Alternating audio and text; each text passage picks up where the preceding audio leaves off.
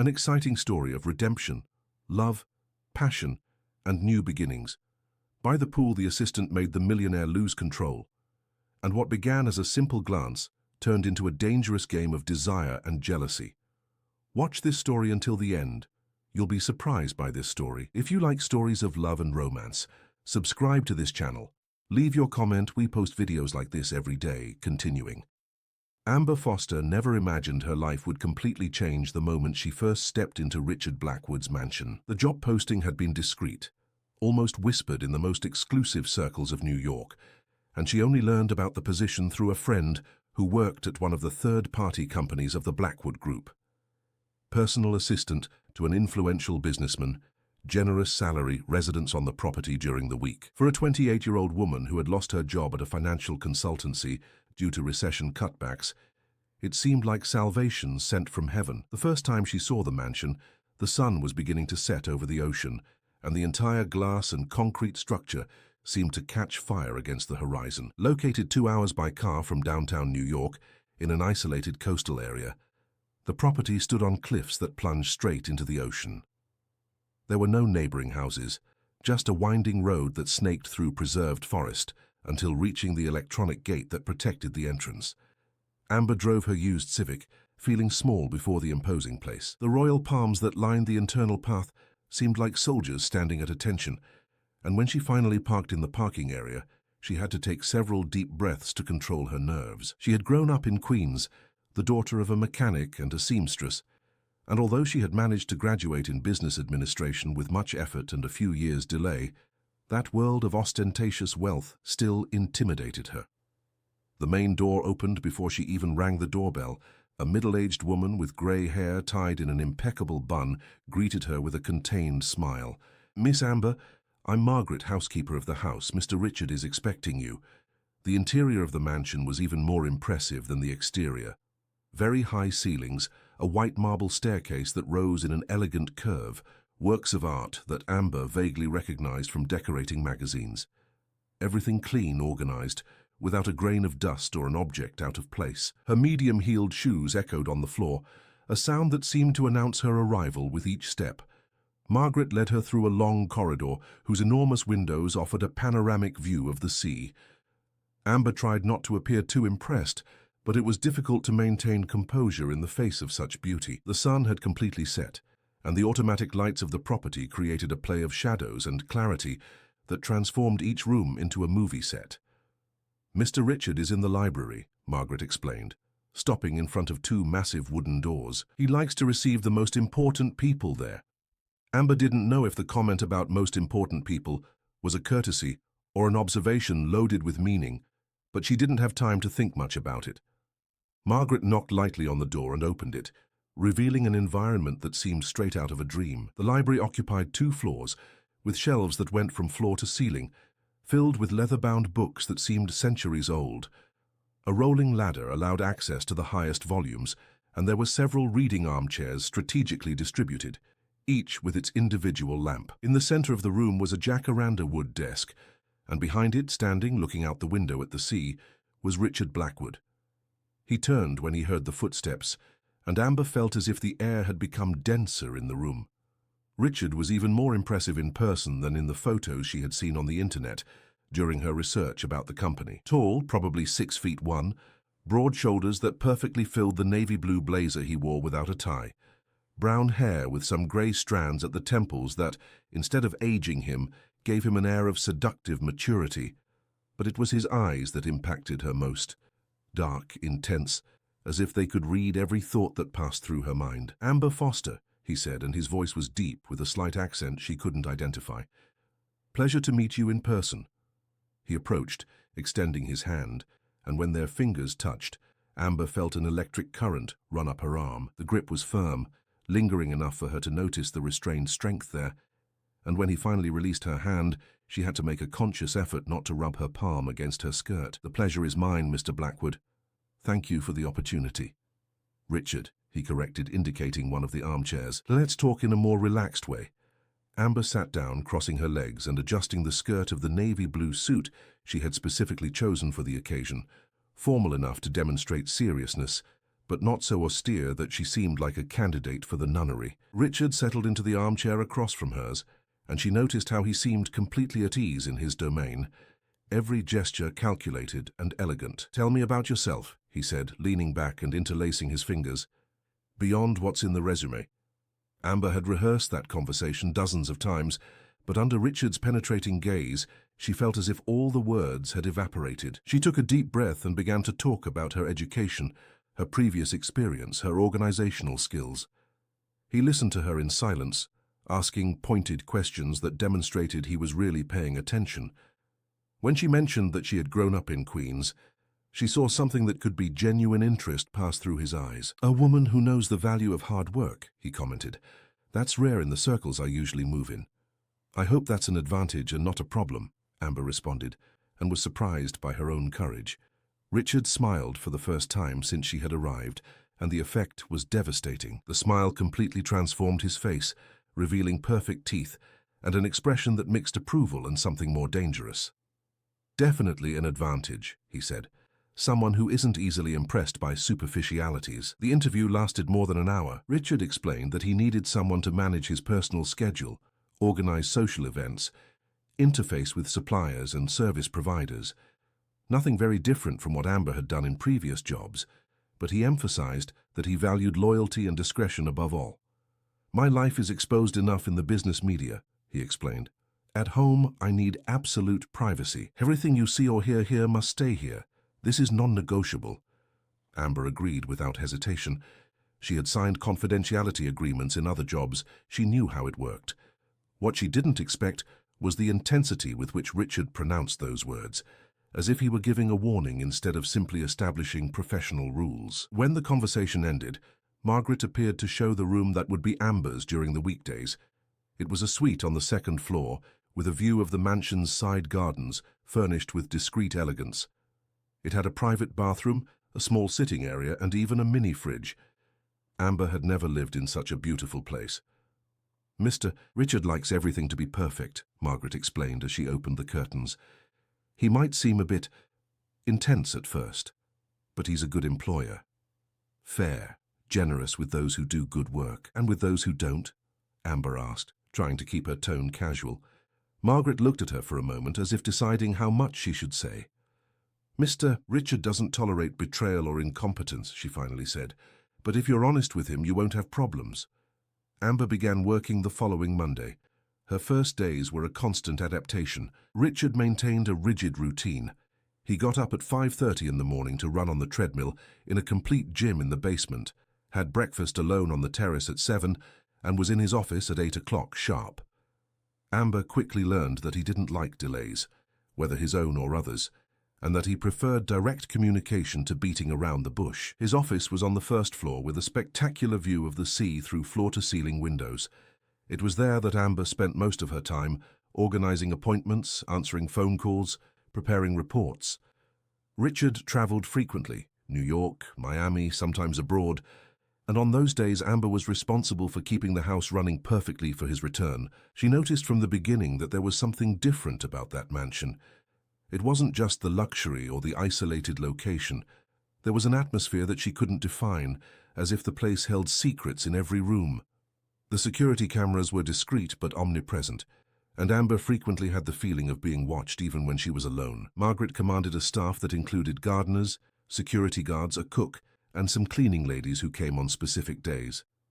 Everyone seemed to like working there, but Amber noticed that they avoided talking about certain subjects. When she mentioned the pool on the upper terrace, asking if she could use it in her free time, she saw glances exchanged between the staff members before Margaret answered that it would be better to ask Mr. Richard directly.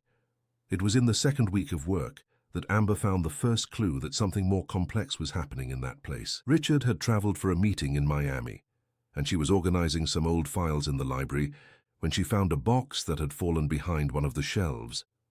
Inside it were dozens of photographs of a young woman, brunette, with long hair and a radiant smile. The photos showed the woman at various points in the mansion, on the glass veranda, on the deck of Richard's private boat, in the terrace pool. It was obvious that the images had been taken by someone who loved her.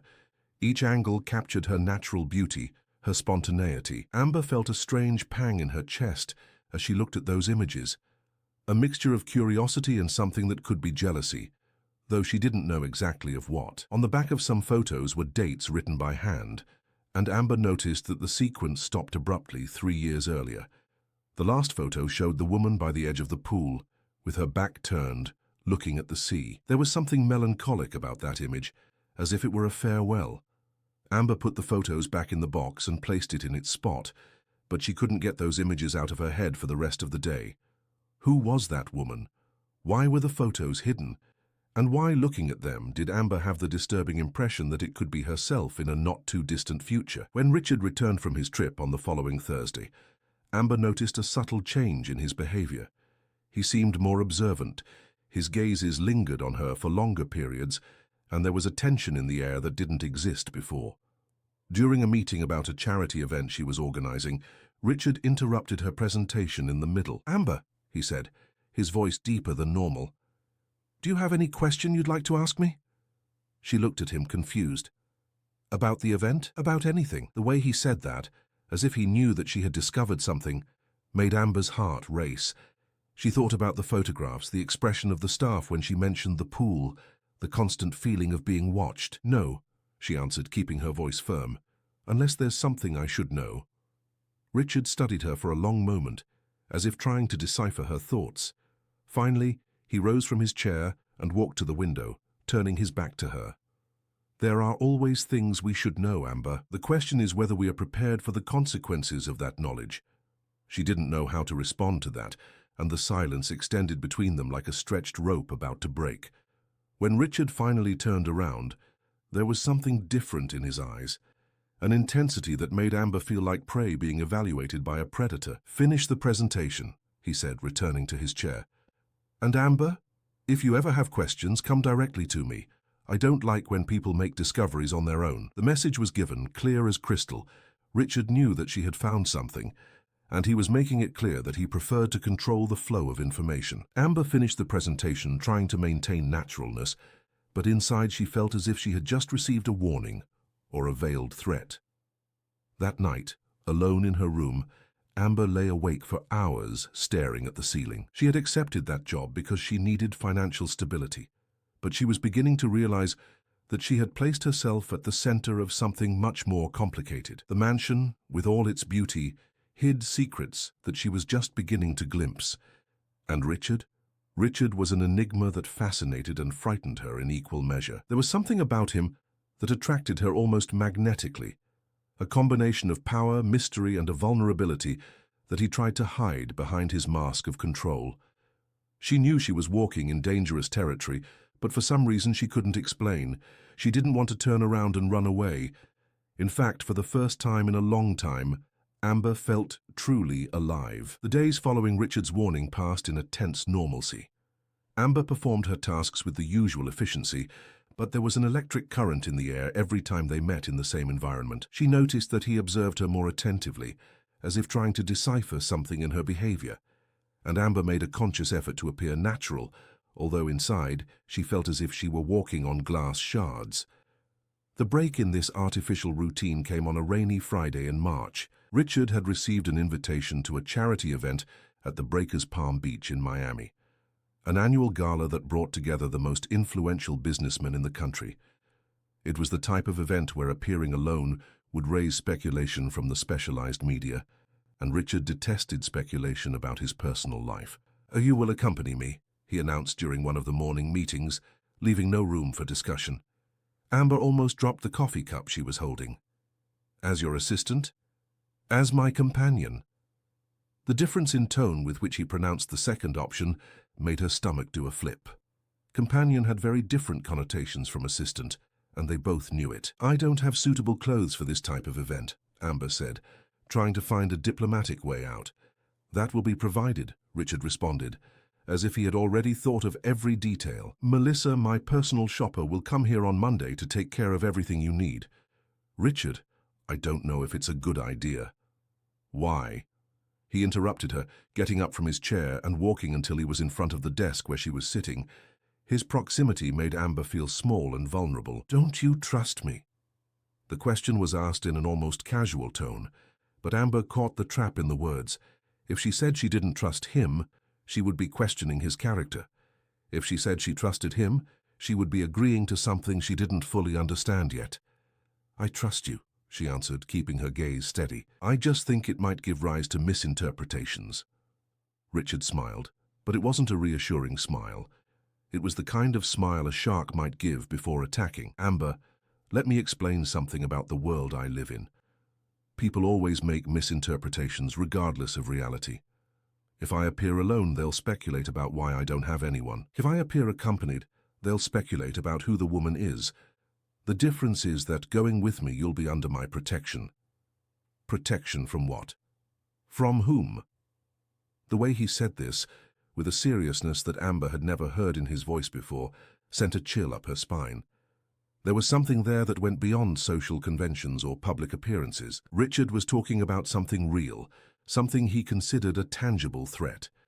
Monday arrived accompanied by Melissa, a woman in her early 40s, elegant and efficient like a fashion war machine. She arrived with a team that included a hairstylist, a makeup artist, and an assistant carrying cases that seemed to contain an arsenal of beauty products. Amber felt like a doll being prepared for a display window. "Mr. Richard has impeccable taste," Melissa commented, as she analyzed Amber from head to toe with critical but not unkind eyes. "He personally chose some options for you." Amber tried not to think too much about what it meant for Richard to be choosing clothes for her. Melissa had brought 3 gala dresses, each more stunning than the other, as well as shoes, jewelry, and accessories that probably cost more than Amber's annual salary at her previous job. The dress that ended up being chosen was a model in petrol blue that perfectly matched her eyes. The fabric embraced her body like a second skin, highlighting every curve without being vulgar. The neckline was elegant but daring enough to draw attention, and when Amber looked in the mirror after the entire transformation process, she barely recognized the woman staring back at her. "Perfect," Melissa murmured, adjusting the final details. "Mr. Richard will be impressed." Amber descended the mansion's staircase that night, feeling as if she were in a dream. Richard was waiting for her in the main hall, impeccable in a tailored tuxedo that emphasized his imposing figure. When he saw her coming down the steps, he stopped in the middle of a phone conversation he was having, his eyes fixing on her with an intensity that made Amber feel naked despite being completely covered. He ended the call without taking his eyes off her, putting the cell phone in the inner pocket of his jacket with automatic movements. When Amber reached the last step, Richard extended his hand to help her, and the touch of his fingers on her skin was like an electric shock. "You look stunning," he said, his voice slightly hoarse. "Thank you," Amber responded, trying to ignore how her heart was racing. "Melissa worked miracles." "Melissa merely enhanced what was already there," Richard corrected, still holding her hand. "Shall we?" The journey to Miami was made in Richard's private jet, and Amber tried not to show how impressed she was with the casual luxury of the situation. Richard spent most of the flight working on his laptop, but she felt the weight of his gaze on her whenever she thought she wasn't paying attention. The Breakers Palm Beach was illuminated like a fairy tale palace when they arrived. Flashes from photographers of social media and magazines specializing in economy and society created a constellation of lights at the entrance, and Amber felt a knot in her stomach as she realized she was about to be photographed alongside Richard at an event that would probably appear in several publications. "Breathe," Richard murmured in her ear as they got out of the car, his hand resting on the small of her back, with a propriety that made Amber shiver. "You're the most beautiful woman here. Be confident in that." The hotel's main ballroom was decorated with an oceanic theme, appropriate for an event that would benefit marine preservation projects. Round tables covered with indigo blue tablecloths, centerpieces that mimicked coral reefs, and soft lighting that made everything seem submerged in tropical waters. Amber recognized several faces from business magazines, influential politicians, celebrities who invested in social causes. Richard led her through the ballroom with the elegance of someone who was accustomed to being the center of attention.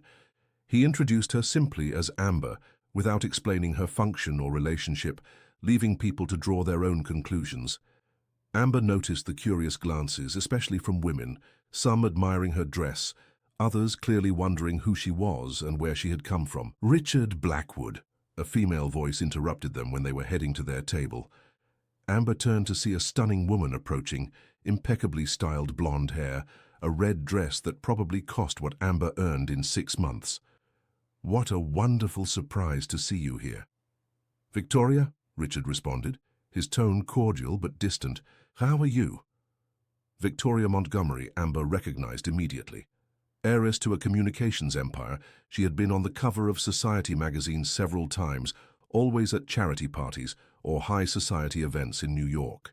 And, if Amber remembered correctly the gossip she had read on celebrity blogs, Victoria had been romantically linked to Richard a few years back. "I'm very well," Victoria replied, but her eyes were fixed on Amber with the sharp curiosity of a predator evaluating a rival.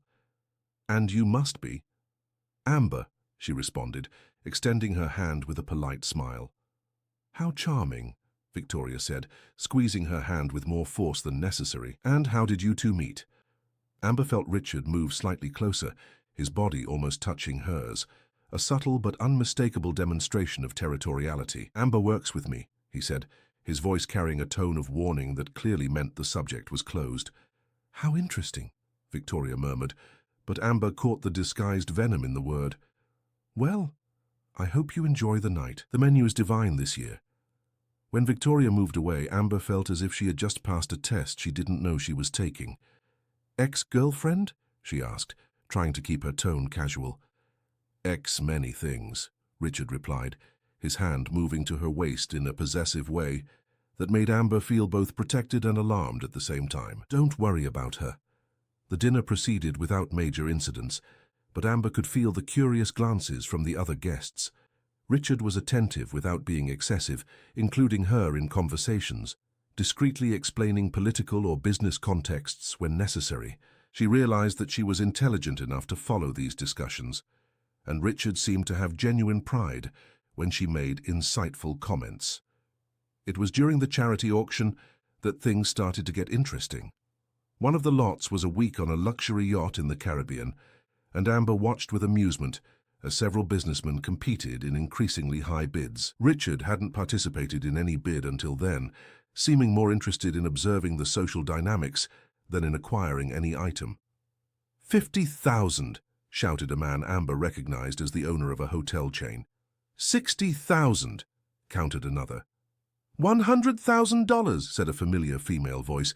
Victoria had raised her paddle, a victorious smile on her face. Amber felt Richard tense beside her. There was something about that bid that went beyond charitable generosity. 150,000, Richard said, his voice cutting through the silence that had formed after Victoria's bid. The entire ballroom turned to look at him. Victoria also turned, her eyes sparkling with what seemed to be triumph and challenge. 200,000, she immediately countered. Amber realized that this had ceased to be about charity and had become a personal war between them. The auctioneer was obviously delighted with the escalation of values, but the rest of the ballroom seemed to be watching a personal drama unfold publicly. $500,000, Richard said, standing up from his chair. A murmur of surprise swept through the ballroom. $500,000 for a week on a yacht was excessive even by the standards of that crowd. Victoria stared at him for a long moment, as if calculating whether it was worth continuing the battle. Finally, she smiled and shook her head, an elegant but not defeated concession. Sold to Mr. Richard Blackwood, announced the auctioneer, and the ballroom exploded in applause. Richard sat down again, but Amber could feel the tension emanating from him like heat. There was something in that exchange that she didn't completely understand, some hidden meaning that escaped her comprehension. "Why did you do that?" she asked discreetly. "Because she doesn't deserve to win," Richard replied, his voice low and carrying a cold anger. After dinner, there was a dance party on the hotel terrace. The view of the beach at night was spectacular, the waves breaking on the sand beneath the lights of the promenade, and Amber allowed herself to relax a little for the first time that night. Richard had excused himself to attend to some important calls, leaving her alone for a few minutes.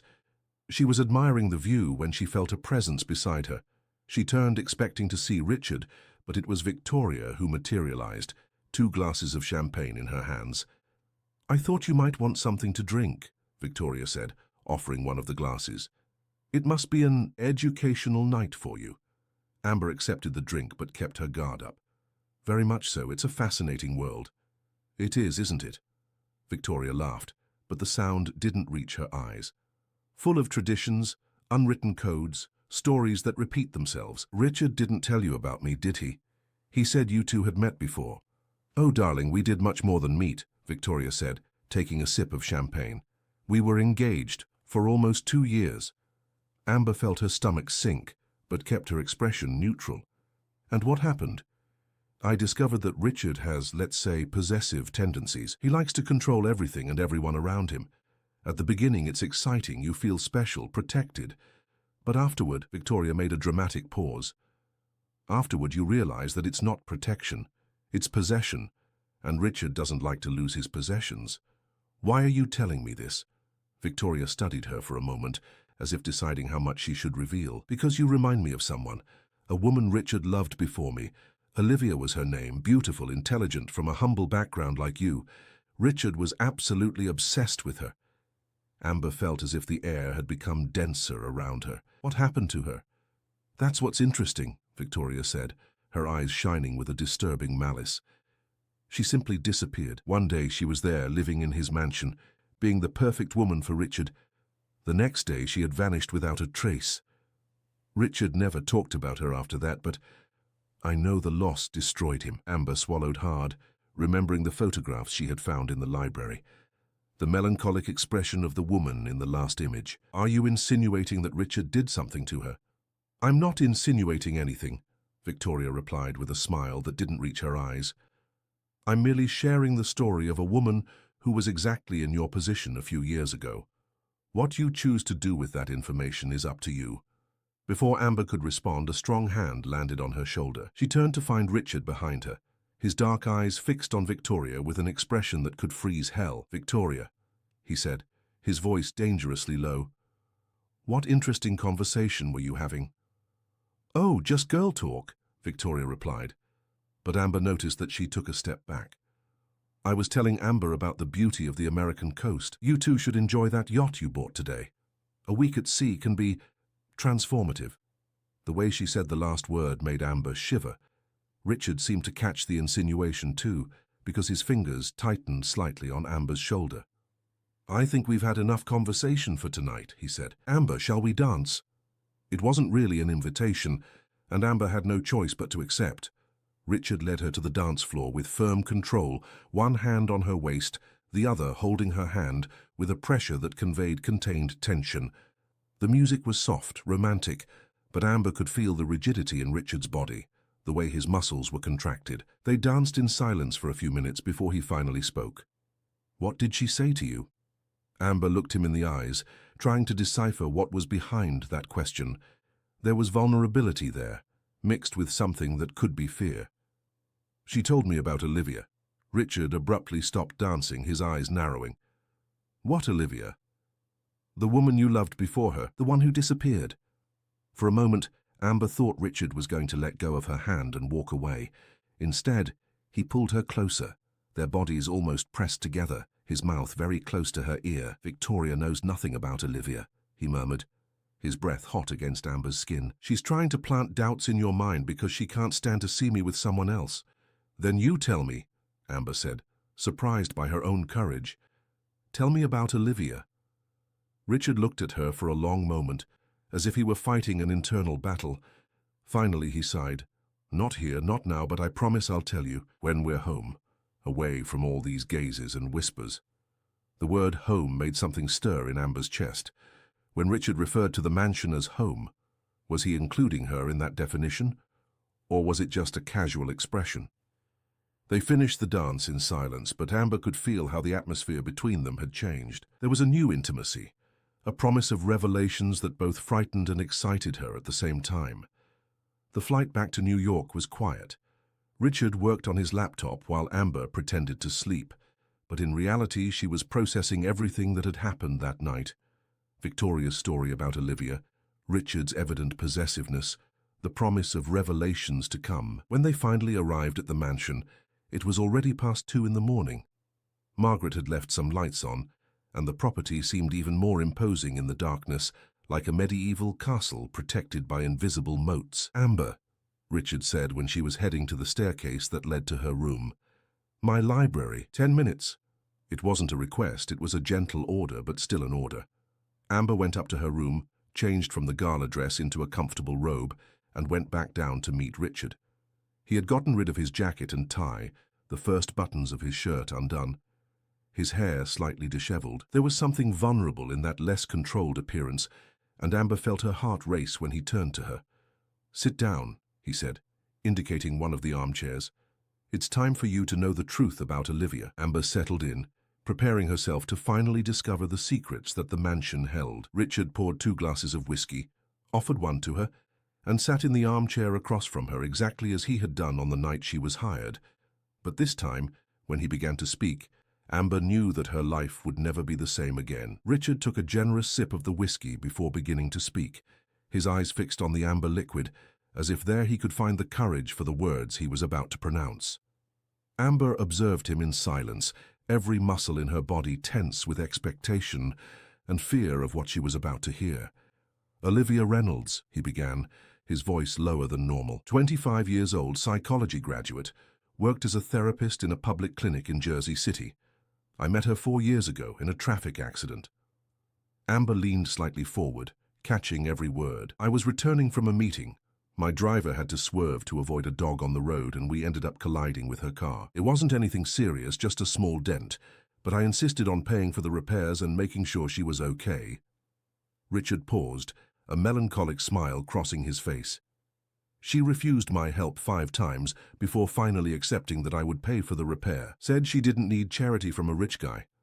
Amber could imagine the scene, a proud and independent woman confronting Richard with the same determination that she herself had demonstrated.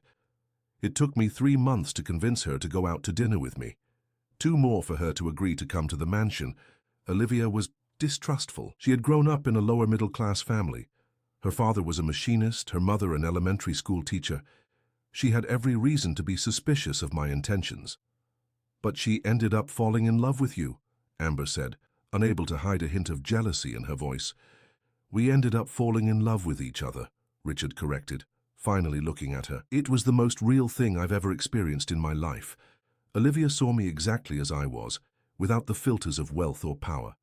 She argued with me when she thought I was wrong, challenged me to be a better person. I had never found someone who wasn't intimidated by me." Amber felt as if she were hearing the description of a ghost, a version of herself that had existed before her. The similarity was disturbing. "She came to live here after a year of relationship," Richard continued. "At first just on weekends, then permanently. She quit her job at the clinic to take care of a foundation we created together, focused on providing free therapy for at-risk children." "And what happened?" Amber asked, although part of her didn't want to know the answer. Richard abruptly got up, walking to the window that overlooked the sea. Even in the darkness, it was possible to hear the sound of waves breaking against the rocks. "Olivia started asking questions about my company. At first, they were casual questions, genuine interest in my business, but later—" He made a long pause. "Later, she started questioning certain operations, certain contracts. She discovered that not everything in the Blackwood Empire was as clean as it appeared." Amber felt a chill in her stomach. "What do you mean?" "My family built its fortune transporting cargo across the Atlantic. Generations of Blackwood's commanding ships, establishing commercial routes, building a naval empire. But the cargo wasn't always legal. The methods weren't always conventional." Richard turned to her, and Amber saw in his eyes a pain that seemed to have deep roots. "When my father died, I inherited not just the legitimate company, but also the connections, the commitments, the debts of favor. There are contracts I can't break, people with whom I need to maintain business, even if it means turning a blind eye to certain activities." "What kind of activities?" "The kind that a psychologist with rigid moral principles would never be able to accept," Richard replied bitterly. "Olivia discovered that some of our ships transported more than electronics and clothes. She discovered about the payments we make to certain politicians, about the routes we use to avoid more rigorous inspections." Amber swallowed hard. She was beginning to understand why Richard had emphasized so much the importance of discretion and loyalty, and she couldn't accept it. "She gave me an ultimatum," Richard said, returning to his armchair. "Either I dismantled the illegal operations, or she would leave.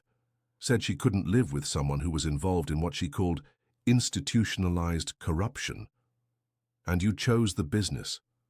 I tried to explain that it wasn't that simple, Richard replied, a defensive note in his voice, that there were people who depended on those operations, that breaking certain agreements could bring dangerous consequences, not just for me, but for her too. But Olivia saw everything in black and white. For her, something was either right or wrong, without grey areas. Amber could imagine the frustration on both sides, an upright woman discovering that the man she loved was involved in questionable activities, and a man trapped in commitments that went beyond his individual will. We started fighting constantly, Richard continued. Olivia spent weeks trying to convince me to do the right thing, as she said. I tried to make her understand that the real world didn't work with the ideals she had learned in psychology school. The fights kept getting more intense, more bitter. And then, one morning, she simply wasn't here anymore. The simplicity of the statement contrasted with the emotional complexity that Amber could hear in Richard's voice. He tried to sound casual, but there was an almost imperceptible tremor in his words. What do you mean wasn't here anymore? I woke up and she had gone, took only a few clothes, left behind all the jewelry I'd given her, all the gifts. There was just a note on the dresser, saying that she could no longer live that way, that she needed to choose between her love for me and her principles, and that she had chosen her principles. Amber felt a pang of something that could be relief mixed with pity. At least Olivia had left of her own free will, hadn't mysteriously disappeared as Victoria had insinuated. How did you try to find her? I tried, Richard admitted. I hired detectives, used all my connections. I discovered that she had returned to Jersey City, asked for reinstatement at her old job, rented a small apartment downtown. She was living as she had before she met me. And you didn't try to talk to her? Richard looked at her with an expression that mixed pain and wounded pride. I tried once. I went to the clinic where she worked, waited for her to come out at the end of her shift. When she saw me, she looked at me as if I were a stranger, as if the 2 years we spent together had never existed. Amber could imagine the scene, the devastating impact for a man accustomed to controlling everything around him, to discover that he had lost the most important thing to him. She said she was sure it was the right decision, that she had peace of mind for the first time in months. Said she hoped I could find a way to live with the choices I had made, but that she couldn't be part of it. And you never spoke to her again? Never again, Richard confirmed. 6 months later, I learned that she had moved to Washington, D.C., gotten a job at an NGO that works with human rights. She had found a man, a lawyer, who advocated for the same causes she did. They got married last year. The information hit Amber like a punch to the stomach, though she didn't know exactly why. There was something definitive in that ending, something that forever closed a chapter in Richard's life. And how do you feel knowing that? Richard was silent for a long moment, turning the whiskey glass between his hands. Relieved, he finally said, surprising Amber. For a long time I carried the guilt of having lost the only woman I truly loved, because I couldn't choose between her and my company. But knowing that she's happy, that she found someone who can give her the life she deserves, that gave me a peace I didn't expect. And is that why you keep her photos hidden in the library? Richard looked at her with surprise. You knew about the photos? I found them by accident a few weeks ago. Sorry, it wasn't intentional. The photos, Richard sighed. I know I should have gotten rid of them a long time ago, but they were the only records of a period in my life when I was genuinely happy. I don't keep them out of romantic nostalgia, but as a reminder that it's possible to love someone enough to let them go when you're not what they need. Amber felt something stir in her chest, a complex emotion that mixed admiration and melancholy. Why are you telling me this? Richard stood up again, but this time came toward her armchair, stopping right in front of her. Amber had to tilt her head back to look him in the eyes. Because you deserve to know exactly who you're dealing with. Because I don't want you to discover later that the man you're falling in love with isn't who you thought he was. Amber's heart raced. Who said I'm falling in love? A slow smile spread across Richard's face, the first genuine smile she had seen on him all night. Amber, you may be a talented actress, but you're not talented enough to hide what you feel when you look at me. And I definitely am not talented enough to hide what I feel when I look at you. Before she could fully process the implications of those words, Richard extended his hand to her. Come, there's something I need to show you. Amber looked at the outstretched hand, instinctively knowing that if she accepted it, she would be crossing a line from which there would be no return. But the curiosity and attraction she felt for Richard were stronger than prudence. She put her hand in his. Richard led her out of the library, through corridors she had never explored, until they reached a door she didn't know existed. He typed a code into an electronic panel, and the door opened silently.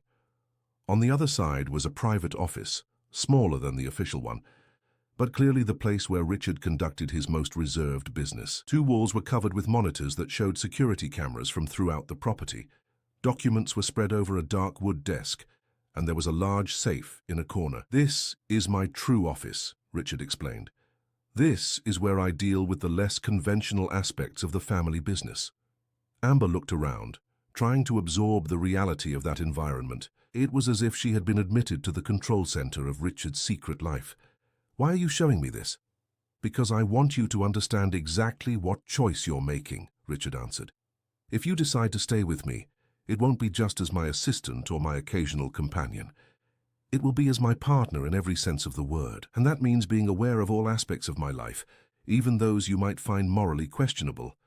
Amber walked slowly around the office, observing the details. On one of the desks were contracts in Spanish, English, and Portuguese.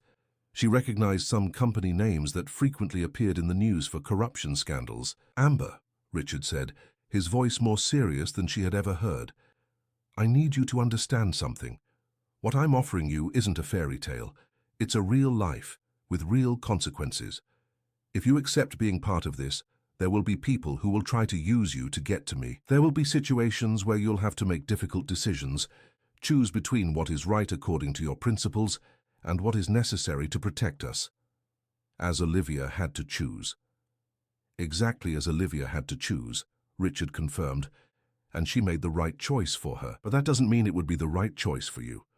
Amber stopped in front of one of the windows, looking at the nocturnal sea. The waves continued breaking against the rocks, a constant sound that seemed to mark the rhythm of her accelerated thoughts. "What exactly are you asking me?" Richard approached from behind, not quite touching her, but close enough for her to feel the heat of his body. "I'm not asking anything yet," he said. "I'm giving you all the information so that you can make an informed decision about what you want from your life, about what you want from me." Amber turned to face him and saw in his eyes a vulnerability that he rarely allowed others to see. "And if I choose to stay? If I choose to accept all this, then I will love you as I've never loved anyone," Richard answered without hesitation. "I will protect you with my life. I will give you everything I can give.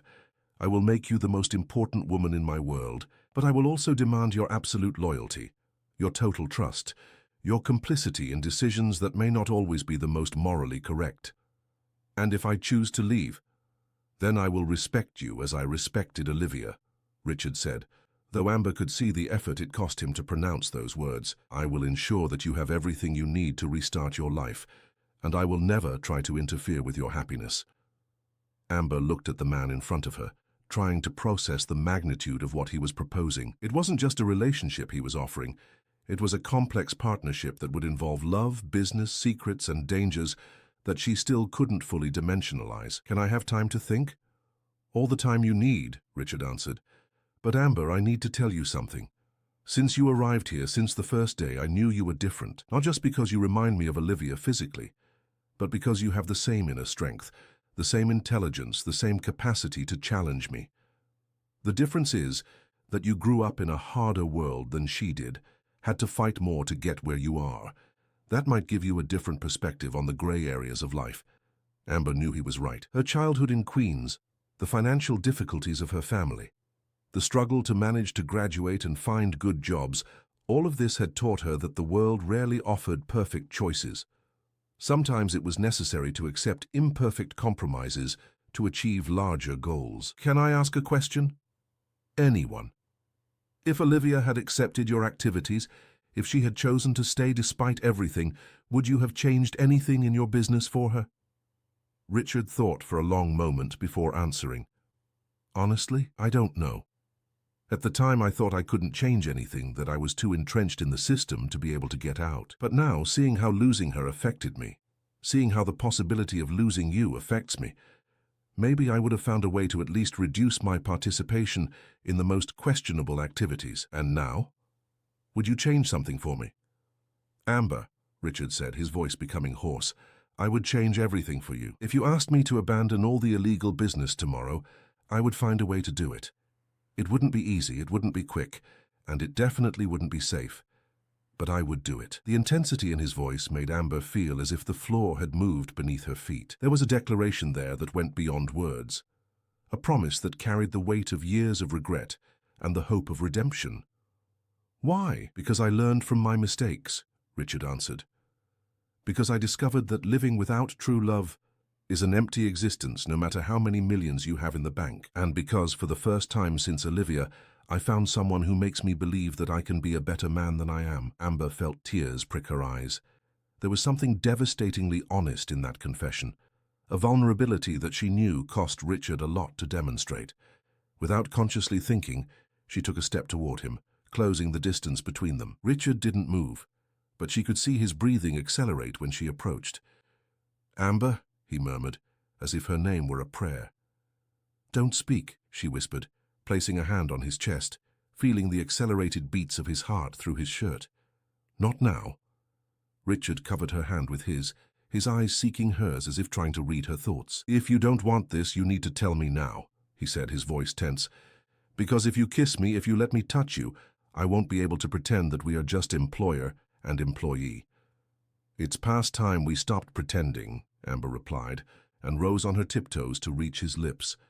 The kiss was different from anything Amber had ever experienced. There was hunger there, months of pent-up tension being released all at once, but there was also tenderness, an almost reverent adoration that made her legs go weak. Richard wrapped her in his arms as if she were the most precious thing in the world, one hand buried in her hair, the other on the curve of her back. When they finally separated, both were breathless. Richard rested his forehead on hers, his eyes closed as if trying to forever engrave that moment in his memory. "Amber," he murmured, his voice loaded with emotion, "are you sure this is what you want?" "I'm sure I want you," she answered, surprising herself with her own honesty. "Everything else we'll figure out together." Richard smiled, a genuine smile that completely transformed his face. "Then we'll figure out together," he agreed, and kissed her again, more softly this time, as if sealing a promise. Amber knew she had just crossed a definitive line, that her life had irrevocably changed in that moment. There were dangers ahead, difficult decisions to make, a complex world to navigate, but for the first time in a long time, she felt exactly where she should be, in the arms of a man who was capable of moving mountains for her, even if those mountains were made of secrets, power, and consequences that were still to come. Amber woke to the sound of waves breaking against the rocks, and a strange sensation that the world had changed during the night. The golden light of dawn filtered through the silk curtains of Richard's bedroom, and for a moment she was disoriented, not recognizing the environment. Then the memories of the previous night returned like an avalanche. The revelations about Olivia, the secret office, the kiss that had changed everything between them. She was in Richard Blackwood's bed, wearing only his shirt that reached to mid-thigh, and for the first time in months she felt completely at peace. Beside her, Richard slept deeply, a possessive arm around her waist, his face relaxed in a way that Amber rarely saw during the day. Without the mask of control he constantly wore, he seemed younger, more vulnerable. Amber moved carefully so as not to wake him, wanting to absorb that moment of intimacy before the reality of the day caught up with them. But the instant she moved, Richard's eyes opened, immediately alert, as if he had a sixth sense for any change around him. "Good morning," he murmured, his voice hoarse from sleep, pulling her closer. "Good morning," Amber replied, feeling a warmth spread through her chest at seeing how his eyes lit up upon seeing her. Richard studied her for a moment, as if making sure she hadn't changed her mind during the night. "Any regrets?" he asked, his voice casual, but Amber could perceive the underlying tension. "None," she answered without hesitation, and saw the relief pass through his eyes. "And you?" "Impossible," Richard said, leaning in to kiss her forehead. "Last night was perfect. And it had been perfect." After the kiss in the secret office, Richard had taken her to his room, where they made love with an intensity that left Amber breathless. It hadn't been just sex. It had been a deep connection, a mutual surrender that definitively sealed the change in the relationship between them. The moment of tranquility was interrupted by insistent knocking on the bedroom door. Richard frowned, clearly not expecting interruptions so early. "Mr. Richard?" Margaret's voice sounded through the door, loaded with urgency. "I apologize, but there's a situation that requires your immediate attention." Richard sighed, quickly kissed Amber's lips and got up, putting on a t-shirt and pajama pants. "2 minutes," he said to Margaret through the door, then turned to Amber. "Get dressed and go down to the kitchen, have breakfast normally. He'll deal with this and be right back." "Richard," Amber held his arm as he passed by her. "Is everything okay?" "It's probably just a problem with a delayed shipment," he said, but Amber noticed the tension in his shoulders. "Nothing you need to worry about." But when Richard opened the door, Amber could hear a tense conversation in the hallway. Although she couldn't make out all the words, she caught fragments that left her uneasy. "Federal agents, investigation, need to talk urgently." Amber dressed quickly and went down to the kitchen, where she found Margaret preparing a hearty breakfast as always, but with a worried expression that she tried to disguise. "Good morning, Miss Amber," Margaret greeted, but her voice didn't have the usual warmth. "Mr. Richard said you would have your meal here today." "Margaret," Amber said, accepting the cup of coffee the housekeeper offered her, "is something happening?" The older woman hesitated, clearly divided between her loyalty to Richard and the growing affection she felt for Amber. "Sometimes there are complications in Mr. Richard's business," she finally said. "Nothing he can't resolve, but they can be tense days." Before Amber could ask more questions, Richard appeared in the kitchen, already dressed in an impeccable suit, but with a somber expression that she hadn't seen before. "Amber, I need to go out for a few hours," he said, his voice too professional for someone who had spent the night making love to her. "There are some urgent meetings I can't postpone." "Does it have to do with what Margaret and you were discussing?" Richard looked at her for a moment as if weighing how much he should tell. "The FBI is conducting an investigation into irregularities in maritime transport contracts. My lawyers need emergency meetings to review all our documentation." Amber felt a chill in her stomach. "Is it serious?" "It's routine," Richard said, but the way he avoided her gaze said otherwise. "This type of investigation regularly happens with companies of our size. Almost always it amounts to nothing." He approached her, placing his hands on her shoulders. "Amber, it's very important that you don't leave the property today, and if anyone calls asking for me or trying to obtain information about my schedule, you don't know anything. Understood?" "Richard, you're scaring me." "There's no reason for fear," he said, but he kissed her forehead in a way that seemed more like a farewell than a casual display of affection. "It's just precaution.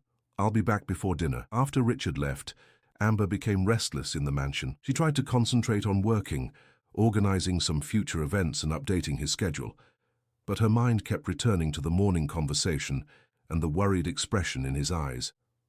Around noon, her phone rang. It was a number she didn't recognize. "Amber Foster."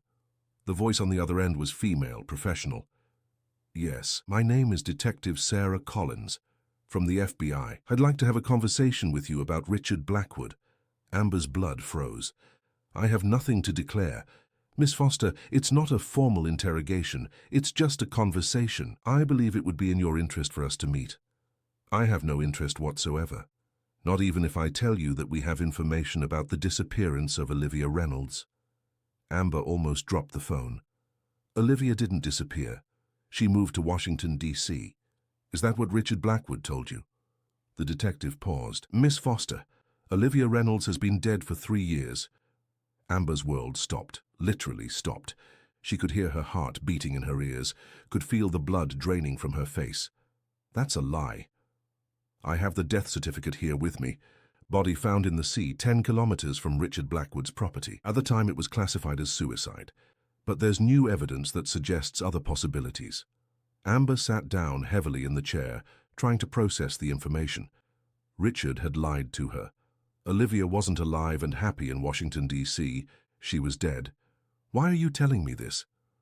"Because you're in danger," the detective said, her voice becoming more urgent. "Miss Foster, you physically resemble Olivia Reynolds. You have a similar background to hers. You were hired to perform similar functions. There's a pattern here that can't be ignored. What do you want from me?" "I need you to come to our office in New York today. I can send a car to discreetly pick you up." Amber looked around the mansion. the place that had begun to feel like a home, where the night before she had lived the most intense moments of her life. "I can't leave here." "Why not? Is he keeping you prisoner?" "It's not that. He asked me not to leave today for security reasons." "Security for whom? Yours or his?" The detective paused. "Miss Foster, I need to be direct with you. We have evidence that Richard Blackwood is involved not just with corruption and illegal transport of goods, but also with the elimination of people who become inconvenient for his business." "That's ridiculous." Olivia Reynolds threatened to expose his activities. 2 weeks later, she was dead. Amber hung up the phone with trembling hands. She couldn't believe what she had just heard.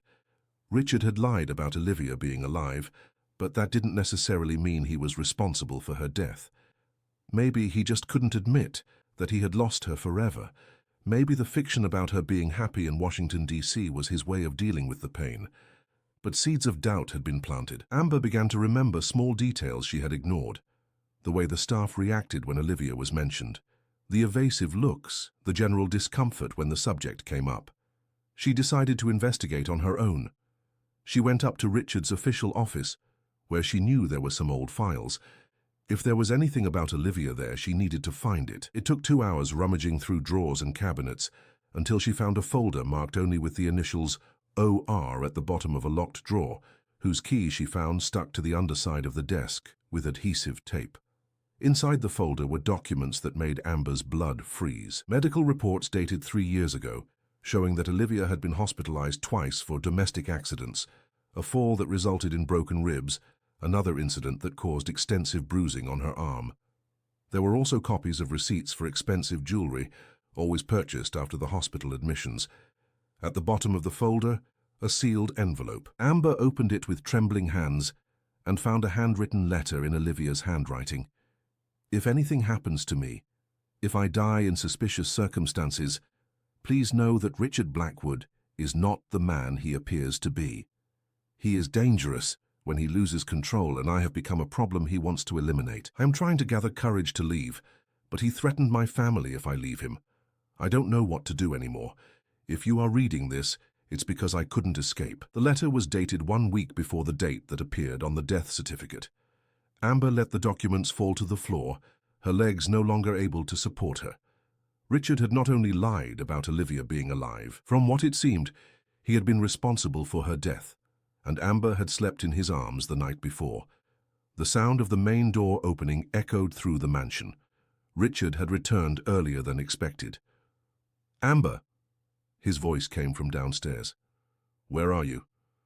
Amber looked desperately around the office, trying to decide what to do. If she put the documents back and pretended she hadn't discovered anything, maybe she could leave the mansion without raising suspicions.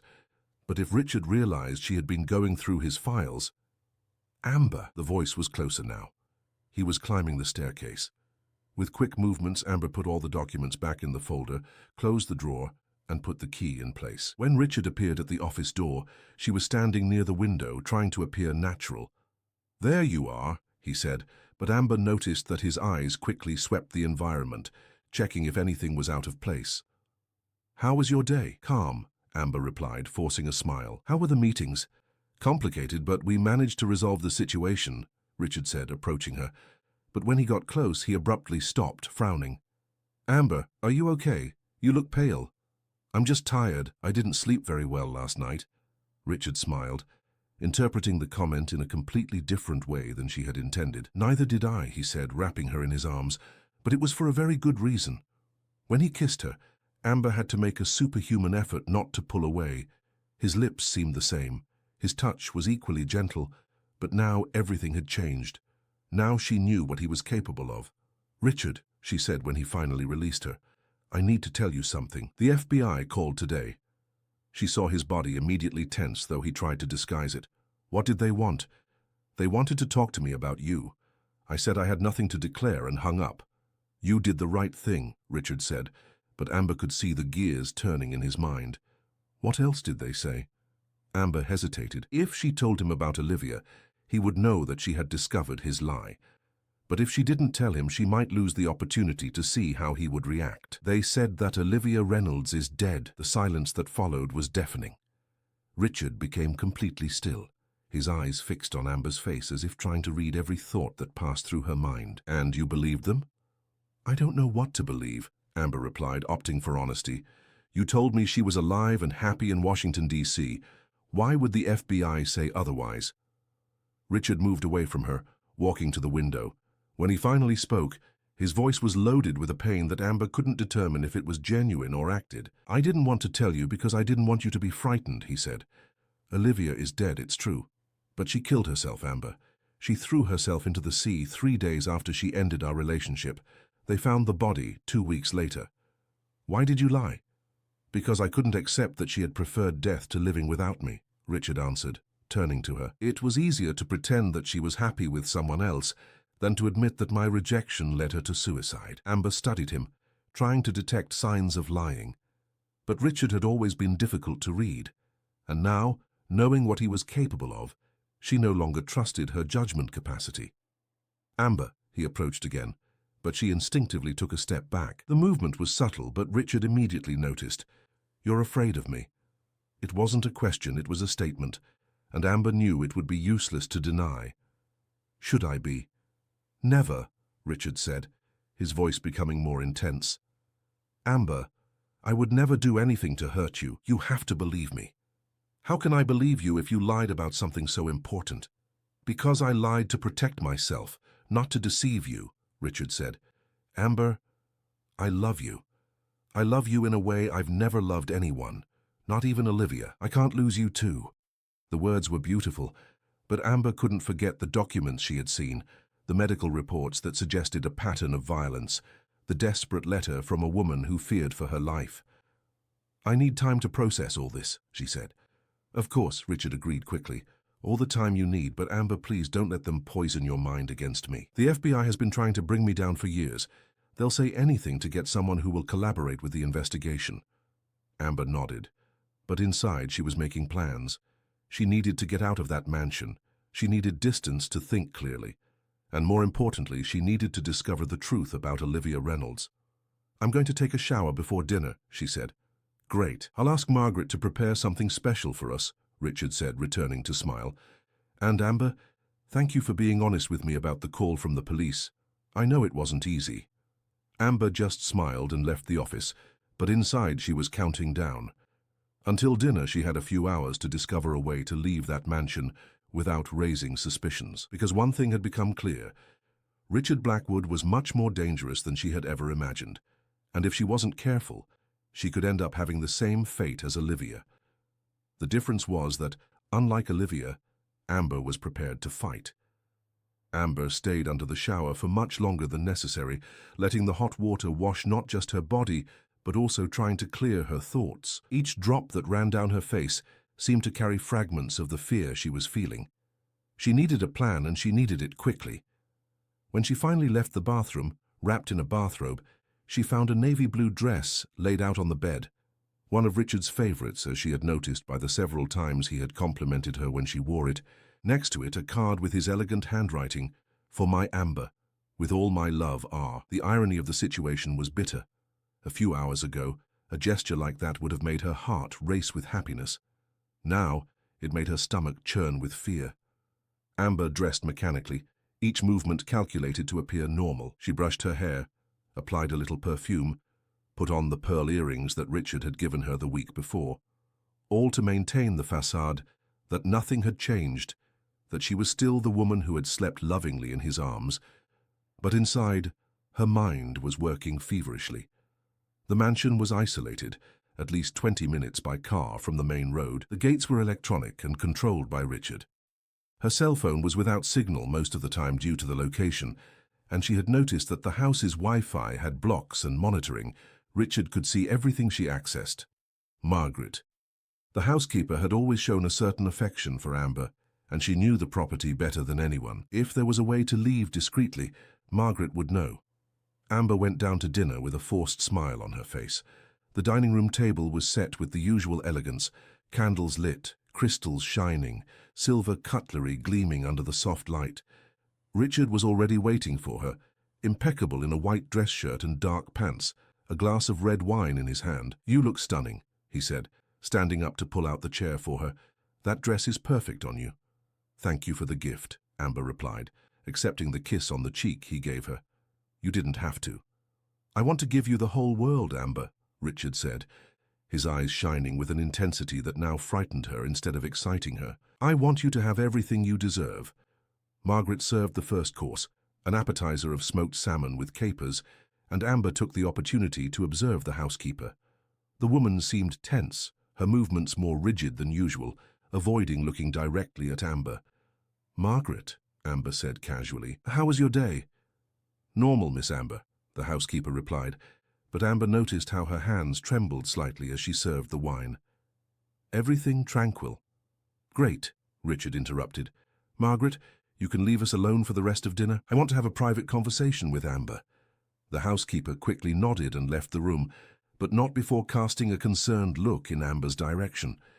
It was a look that said a lot. Margaret knew something and she was afraid. Alone, Richard focused totally on Amber, asking questions about her day, telling anecdotes about the meetings he had had, behaving as if nothing had changed between them.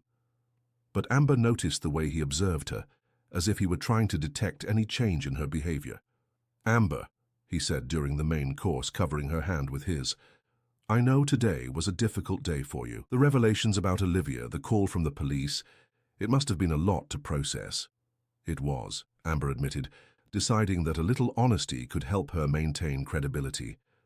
"I'm still trying to understand everything." "It's natural," Richard said, caressing her fingers. "When we love someone, it's difficult to accept that they have loved someone else before, especially when that person had such a tragic ending." Amber looked at him attentively. "Richard, can I ask you something?" "Anything." "How did you find out about Olivia's death?" She saw an almost imperceptible change in his expression, a momentary rigidity before control returned. "The police contacted me when they found the body," he said. "They wanted to know when was the last time I saw her, if there was any indication of depression or suicidal thoughts." "And was there?" "After our last conversation, she was very upset," Richard said, lowering his eyes. "She cried a lot, said she didn't know how she would live without me. I thought it was just drama of the moment, that she would calm down after a few days." The story sounded plausible, but Amber couldn't forget the letter she had read, the desperation of a woman who feared for her life. "It must have been terrible for you," she said, testing his reaction. "It was devastating," Richard admitted. "For a long time I felt guilty. If I had tried harder, if I had gone after her." "But you said you tried to talk to her." Richard looked at her for a moment, as if calculating what to say. "I tried to call a few times, but she didn't answer. I thought about going to her house, but my lawyer advised me to give her space, said that if I insisted too much it could be interpreted as harassment." Amber nodded, but internally she noted each inconsistency in his story. First he had said that he went to find her at the clinic, now he said that he only tried to call. The dinner continued, with Richard making an effort to maintain the romantic atmosphere, but Amber could feel the tension growing. Every time he touched her, every casual kiss on the face or hand, she had to force herself not to recoil. "I'm tired," she said, when they finished dessert. "I think I'll go to bed early tonight." "Of course," Richard said, but she noticed the disappointment in his eyes. "Will you sleep in my room again?" The question caught her off guard. How could she sleep next to a man she now feared without raising suspicions? "I need a night alone to process everything that happened today," she said, trying to sound casual. "I hope you understand." Something passed through Richard's eyes, a flash of something dark that he quickly disguised. "I understand perfectly," he said, but his voice had lost its warmth. "But Amber, I hope you know that you can trust me no matter what anyone else says." "I know," Amber lied. Richard stood up and came to her, placing his hands on her shoulders. When he leaned in to kiss her, Amber had to concentrate on not pulling away. "Good night, my love," he murmured against her lips. "Good night." Amber went up to her room on trembling legs, each step echoing in the silence of the mansion. When she finally closed the door behind her, she leaned against it and took a deep breath for the first time in hours. She waited until she was sure that Richard had retired to his own room before moving. She changed from the dress to dark, comfortable clothes, put on silent sneakers on her feet, and grabbed her purse with her most important documents and some money she had.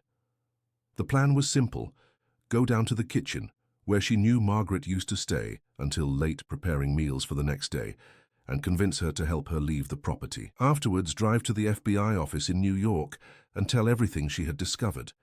Amber opened the door of her room carefully, peering into the hallway. Everything was dark and silent.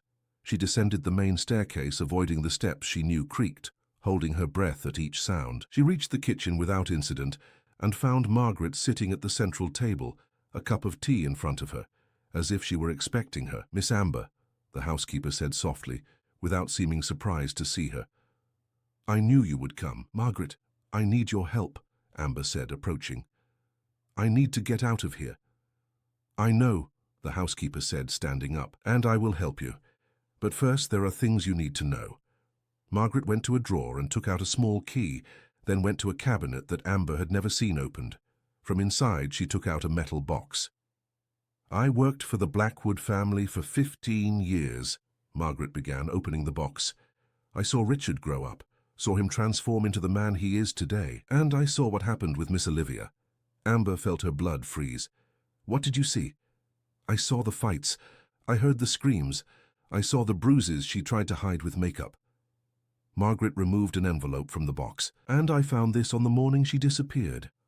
Inside the envelope was a letter written in Olivia's handwriting, but different from the one Amber had found in Richard's office. This one was more recent, more desperate. "Margaret, if something happens to me tonight, please deliver this letter to the police. Richard discovered that I copied documents of his illegal business and that I was planning to deliver them to the authorities. He said that if I do this, my family will pay the price. I am trying to escape, but I'm afraid it might be too late. He is not the man he appears to be. He is dangerous and will not hesitate to eliminate anyone who is a threat." The letter was dated the night before Olivia's disappearance. "Why did you never deliver this to the police?" Amber asked, her hands trembling as she held the paper. "Because I was afraid," Margaret admitted, tears in her eyes. "Mr. Richard didn't know I had found the letter. If I had delivered it, he would have known it was me. And I have children, Miss Amber, grandchildren. I couldn't risk it." Amber looked at her with compassion. "But why are you telling me now?" "Because you are exactly like she was. Good, upright, brave. And because I can't let it happen again." Margaret held Amber's hands. "Miss Olivia didn't commit suicide. I know because I saw her on the night she disappeared." "What do you mean?" "I woke up to noise around 2 in the morning.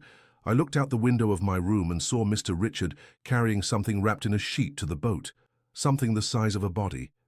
Amber felt as if the floor had disappeared beneath her feet. "Are you sure?" "Absolutely. And the next day, when the police came to ask about Miss Olivia, Mr. Richard said she had left the afternoon before. But I saw clothes of hers in the laundry the next morning. Clothes with blood." The pieces of the puzzle fit together in Amber's mind with terrifying clarity. Richard had killed Olivia when she became a threat, invented the suicide story to protect himself, and now had brought Amber to the mansion because she was physically similar to the woman he had lost. "Margaret, how can I get out of here?" "There's a trail that leads to the secondary road," Margaret explained quickly. "It starts behind the generator, passes through the woods. It's about a mile walk, but you'll reach a road where you can catch a bus or call a taxi." "And the security guards?" "I rotate with them during the night. I can distract them for about 20 minutes. Amber hugged the housekeeper. "Thank you. You're saving my life." "Miss Amber," Margaret held her by the shoulders, "when you reach safety, deliver this letter to the police. It's time for the truth to come out." Amber took the letter and kept it with her documents. Margaret led her to a back door that she had never noticed, gave her a small flashlight, and indicated the direction of the trail. "Go with God," the housekeeper whispered. Amber went out into the darkness of the night, the sound of the sea masking her footsteps. The trail was steeper than she expected, and she had to use the flashlight partially covered by her hand so as not to trip on the roots and stones. She was halfway there when she heard the sound she most feared. Footsteps behind her. Heavy, determined, approaching rapidly. "Amber." Richard's voice echoed in the woods, calm but loaded with dangerous authority. "I know you're there. Come back now and we'll talk about this." Amber turned off the flashlight and continued running in the dark, using her hands to guide herself by the trunks of the trees. Branches scratched her face, roots made her trip, but she didn't stop. "Amber!" The voice was closer now. "You don't understand the danger you're running. There are people looking for me, dangerous people. If they find you alone..." She knew he was lying, trying to make her return voluntarily. She continued running, her lungs burning, her heart beating so hard it seemed to echo in the forest. Finally, she saw a light ahead, the road. She ran the last few meters and came out of the woods breathless, sweaty, scratched, but free. There wasn't any car in sight, so she began to run down the road looking for any sign of civilization. That's when she heard the sound of an engine approaching behind her. She turned and saw the headlights of a car coming toward her. For a moment, she had hope that it might be someone who could help her. Then the car stopped beside her, and Richard got out of the driver's seat. "Enough, Amber," he said, his voice no longer carrying false gentleness. "You're going to get in the car now." "No, I'm not asking." Richard approached, and for the first time since she had met him, Amber saw the man he really was behind the mask of charm. There was something cruel in his eyes, a cold determination that made her understand how Olivia must have felt in her last moments of life. "If you scream, no one will hear," he said casually. "We're miles from any house, and if you try to run again, I will find you." "I always find." Amber looked around desperately. The road was deserted, the woods dark and threatening on both sides. There was nowhere to run. "What do you want from me?" "I want you to understand that we are made for each other," Richard said, as if he were discussing the weather. "You, me, the life we can have together. But for this to work, you need to trust me completely." "Like Olivia trusted?" The question made Richard's mask slip completely. For the first time, she saw pure anger in his eyes. "Olivia was an idiot," he said with venom in his voice. "She had everything a woman could want, money, luxury, a man who adored her, and threw it all away because of her ridiculous principles. So you killed her." "I protected her," Richard corrected, as if that made sense. "Olivia was about to destroy not just my life, but the lives of hundreds of employees who depend on the company. She was going to deliver documents to the police that would shut down operations responsible for thousands of jobs. I did what I had to do." The coldness with which he spoke about murder made Amber feel nauseous. "And now you're going to kill me too?" "No, Amber, you're different. You understand that the world isn't black and white. You will stay with me because you want to, not because you're forced." "Never." Richard sighed as if she were a stubborn child. "Then we'll do it the hard way." He advanced toward her, but at the last second, Amber heard the sound that saved her. Sirens approaching. Several sirens coming from different directions. Richard heard them too and stopped, an expression of surprise and anger crossing his face. "Margaret," he murmured, immediately understanding that he had been betrayed by someone he trusted. The first FBI cars appeared around the bend in the road, their headlights illuminating the scene. Behind them, more vehicles, a complete operation. "Richard Blackwood," an amplified voice echoed in the night. "You're surrounded. Drop any weapons and put your hands on your head." For a moment, Amber thought he was going to try to resist. She saw his muscles contract, as if he were calculating chances of escape. Then he looked directly into her eyes, and she saw something that frightened her more than any physical threat. A silent promise that this wasn't over. "Remember, Amber," he said as police officers approached with guns drawn, "you are mine. You always will be. And I always come to get what's mine." Then Richard put his hands behind his head and let himself be arrested, but his eyes never left Amber's face. And she knew with an icy certainty that even behind bars, Richard Blackwood would still represent a danger to her. The battle was far from over. 6 months after Richard's arrest, Amber still woke up in the middle of the night in cold sweat. The apartment in Brooklyn that the FBI had arranged for her protection was secure, guarded 24 hours a day, but the feeling of being watched never completely abandoned her. Richard's words echoed in her mind every night. "You are mine. You always will be." She had changed her hair, a shorter cut, darker dye, and wore glasses even though she didn't need them, small alterations that she hoped would help her blend into the crowd in New York. The work at an NGO that helped women in situations of domestic violence gave her purpose, a way to channel her traumatic experience into something positive. But Richard still haunted her thoughts. The trial had been a media circus. Richard Blackwood, heir to a naval empire, accused of aggravated homicide, formation of a criminal organization, corruption, and money laundering. Amber was the main witness, and each day in court was torture. Richard observed her with those intense dark eyes, as if he still had power over her, as if she still belonged to him. He had declared himself innocent of Olivia's death.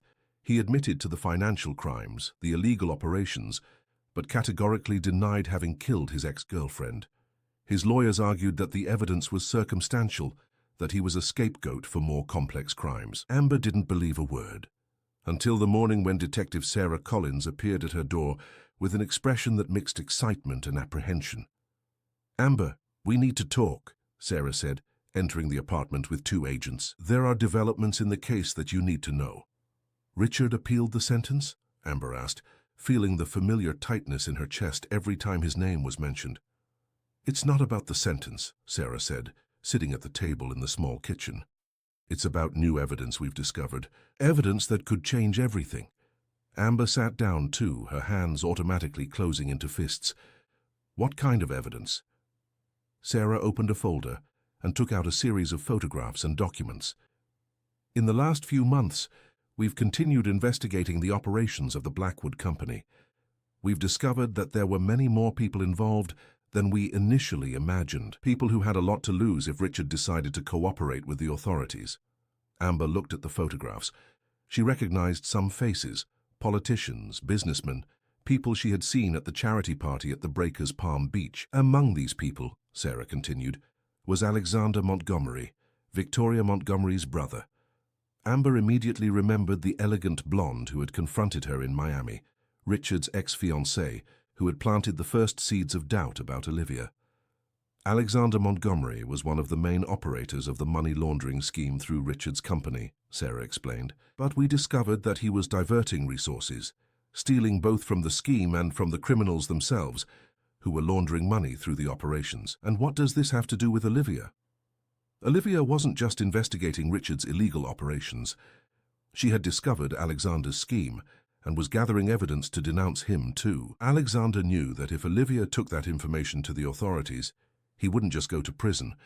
He would be killed by the criminals he was stealing from. Amber felt as if the floor were moving beneath her. "Are you saying that Alexander killed Olivia?" "Not just that. Alexander manipulated the entire situation to incriminate Richard. He knew that Richard and Olivia had ended the relationship, knew that Richard would be vulnerable to suspicions. So he planted evidence, manipulated witnesses, created a perfect scenario for Richard to appear guilty." Sarah showed a new series of documents. "We found records of payments from Alexander to some employees of the mansion, including specific instructions about what information they should remember if questioned by the police." "Was Margaret paid too?" "No. Margaret really saw someone carrying something to the boat that night, but it wasn't Richard. The new security cameras we installed at the marina after his arrest captured Alexander visiting the location several times in the last few months, always wearing clothes similar to Richard's, always at the same time the crime occurred." Amber was trying to process the information when Sarah showed her a photograph that made her blood freeze. It was Alexander Montgomery leaving a building in New York, a building that Amber recognized immediately. It was just 3 blocks from the apartment where she was living. "He knows where I am," Amber whispered. "Worse than that. We intercepted communications indicating that he's planning to eliminate you. With Richard in prison and taking the blame for the crimes, you're the only witness who can link Alexander to Olivia's murder." Amber got up abruptly, walking around the small kitchen like a caged animal. "So Richard is innocent? Of everything?" "Of the financial crimes, no, he really was involved with illegal operations, but of Olivia's murder, everything indicates that he was telling the truth when he denied it." The implications of that revelation hit Amber like an avalanche. Richard had been honest with her about his feelings. His tears when he talked about Olivia were genuine. The man she had fallen in love with wasn't a cold-blooded killer. He was someone who had been framed by the real killer. "What do we do now?" "You need to leave New York immediately," Sarah said. "We have a safe house in Montana where you'll be protected while we set up an operation to capture Alexander." "And Richard?" Sarah hesitated. "Amber, even if he's innocent of the murder, he still committed serious crimes. He's still involved with dangerous people. You need to think very carefully if that's what you want for your life." Amber already knew the answer, but she wasn't ready to verbalize it. 2 hours later, she was in an armored FBI car, leaving New York with a small suitcase and a heart full of conflicting emotions. The safe house was in a small town in rural Montana, a place where she could go unnoticed, while the authorities worked to dismantle Alexander's scheme. It was 3 weeks of almost complete isolation. Amber read, walked in the fields around the house, tried to process everything she had discovered. At night she dreamed of Richard, not the nightmares that had tormented her in the last few months, but memories of the genuine connection they had shared. It was Sarah who called with the news. "We managed to arrest Alexander Montgomery," she announced, "and he confessed. Everything, Amber, Olivia's murder, the manipulation of evidence, the plans to eliminate you. You're safe." Amber sat heavily on the bed in the safe house. "And now?" "Now you can return to your life. Alexander will be in prison for a long time, and with his confession, the murder charges against Richard were dropped." "Was he released?" "He's still in prison for the financial crimes, but the sentence was drastically reduced. With good behavior, he could get out in less than 2 years. 2 years. Amber closed her eyes, trying to imagine what it would be like to reunite with Richard after all this time, after everything she had discovered. "Amber," Sarah continued, "there's something you need to know. Richard asked to speak with you. It's not normally permitted, but given the special circumstances of the case, I want to talk to him." The visit was scheduled for the following week. Amber returned to New York and spent days psychologically preparing herself to see again the man she had loved and feared in equal measure. The federal prison was a somber place, all concrete and bars that contrasted brutally with the elegance of the mansion where they had met. Amber went through the security procedures with her heart beating rapidly, not knowing what to expect. Richard was different. Thinner, his hair slightly longer, some new wrinkles around his eyes. But when he saw her entering the visiting room, his eyes lit up exactly as they had on that first night in the library. "Amber," he said, his voice loaded with emotion. They sat on opposite sides of a table, with a guard discreetly observing a few meters away. "I heard about Alexander," she said, unable to think of another way to begin. "I did too. Sarah came to tell me." Richard studied her carefully. "How are you?" "Confused, relieved, angry." Amber met his eyes. "Why didn't you tell me about Alexander from the beginning?" "Because I didn't know," Richard replied. "Amber, when Olivia died, I really thought she had committed suicide. Alexander was very clever. He planted evidence, manipulated situations, but subtly enough that even I believed the official version. But you suspected something." "I suspected that there was more to the story, but I thought it was related to our business. I never imagined that someone I considered a partner could have orchestrated everything to incriminate me." Amber observed him in silence for a moment. There was sincerity in his voice, a vulnerability that she remembered from their conversations in the mansion. "Richard, I need you to be completely honest with me. About everything." "I was always honest with you about what matters," he answered. "About my feelings, about wanting you to be part of my life. The business, yes, there were things I didn't tell you, things I wasn't proud of, but I never lied about loving you. And now? After all this, after all these months, do you still—" "I love you more now than I did then," Richard interrupted her. "Being here, facing the consequences of my choices, this has given me perspective. Amber, I know I have no right to ask this after all the suffering I caused you, but can you forgive me?" Amber felt tears forming in her eyes. "Richard, I need to know. If you get out of prison, if we start over, will you really be able to stay away from the illegal business? Can you be the man I need you to be?"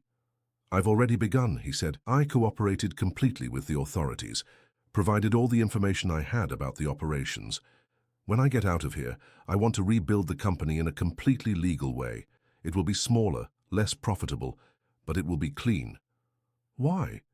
"Because losing you made me realize that nothing I had was worth anything if I couldn't share it with the person I love. Because I want to be the man you deserve." Amber extended her hand across the table, and after a moment of hesitation, Richard covered it with his. The familiar touch made her heart race. "I love you too," she whispered. "I tried to stop, tried to hate you, but I couldn't." "So will you wait for me?" Richard asked, his voice loaded with hope. "I'll wait for you," Amber confirmed, "but with conditions. Total transparency, always. No secrets, no half-truths. And when you get out, I want to actively participate in the rebuilding of the company. I want to make sure we're doing things the right way." "I accept all your conditions," Richard said immediately. "Amber, would you be my partner in every sense?"